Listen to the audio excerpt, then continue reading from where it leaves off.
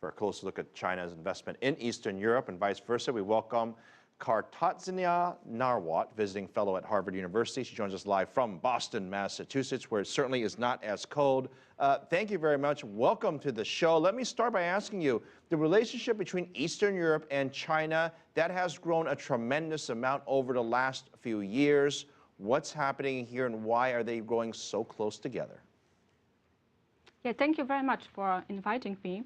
And first and foremost, I would like to stress that actually we have very long history and tradition of trade and economic relation with China and Central and Eastern European countries, as in fact the Central and Eastern European countries were the first to recognize People's Republic of China.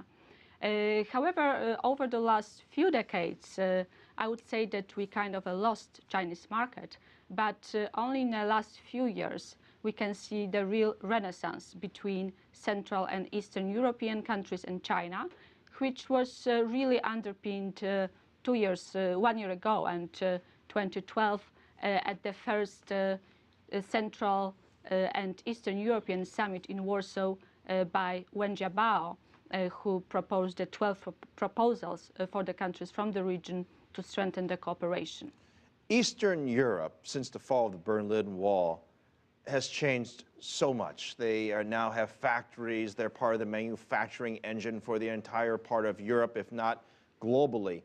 In one sense, they're friends with China, but they're also competitors as well. How do they manage that?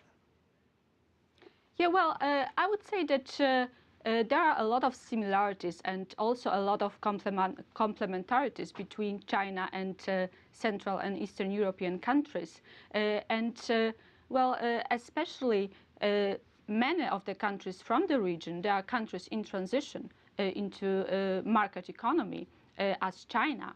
I think that the cooperation between the countries and China could be very beneficial for both sides on a win-win situation in many aspects, and especially what sectors we see, it's infrastructure, it is high-end manufacturing, and also services. Which way do the goods flow? The stuff that China makes they want to sell to Eastern Europe, or the stuff in Eastern Europe they make that they want to sell in China?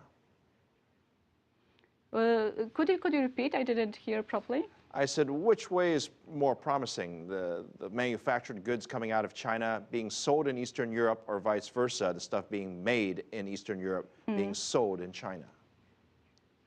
Well, what I would say, it's after the summit, after 2012, and what you can see from Bucharest, from these days, I think there are really high hopes and expectation in countries from the region, and especially the countries, they do hope to increase their export to China, because when you look at the data of bilateral trade, there is a huge asymmetry. As for example, for Poland, we actually export 1/10 what we import from China.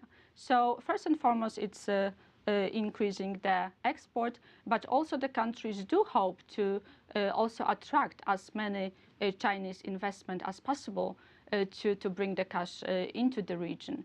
And also I do think that it could be beneficial in many ways. Even attracting the investments from China into the region can boost the export into China, where the market is with great potential and great perspectives, especially with the recent shift in the model of Chinese model from export-led growth into the growth driven by demand and technologies. Earlier, our special reporter, Roy Ruttenberg, was on special assignment in Romania, and you saw him visiting that.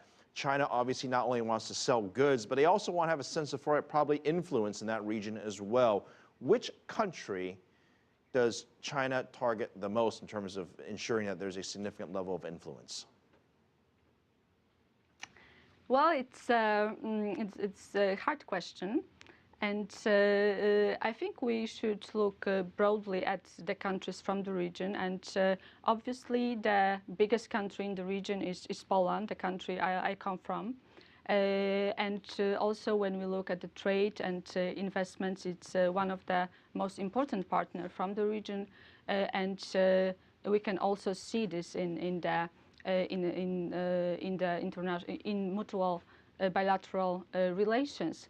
But also countries as Hungary, as Czech, Slovenia, and Romania, they are very important for China.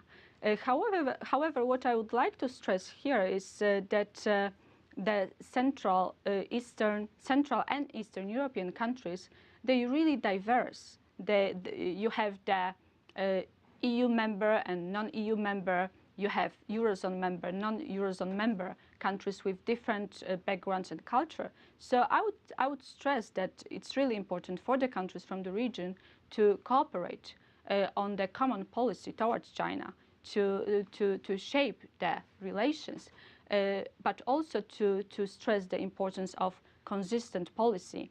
And the other thing is the importance of consistent with the EU policy, which we are part of. Kartarzyna Nawrot, thank you very much. A fascinating relationship between China and Eastern Europe. Thank you very much. Now,